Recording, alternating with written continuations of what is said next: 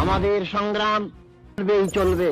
এই সংগ্রাম ব্যক্তিগত স্বার্থের সংগ্রাম নয়। মাওলানা ভাসানী বহু আগেই বুঝতে পেরেছিলেন ফারাক্কা বাঁধ কোনো সাধারণ প্রকল্প নয়, এটি বাংলাদেশের জন্য এক ভয়াবহ সংকটের ইঙ্গিত বহন করছে। তাই তিনি সীমান্তে জনসমাগম ঘটিয়ে প্রতিবাদ করেছিলেন। কিন্তু ভারত কোনো কর্ণপাত করেনি। তাদের মূল লক্ষ্য ছিল কলকাতা বন্দর রক্ষা করা। বাংলাদেশের কোটি কোটি মানুষের জীবন জীবিকা তাদের বিবেচনায় আসেনি।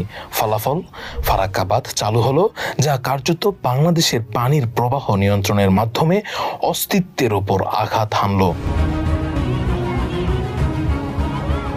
বাঁধ চালু হওয়ার কয়েক বছরের মধ্যেই স্পষ্ট হয়ে গেল বাংলাদেশ প্রতারিত হয়েছে। পদ্মার জলপ্রবাহ কমতে শুরু করলো, আবাদি জমি বিপর্যস্ত হলো, বিশাল এলাকা জুড়ে মরুভূমির মতো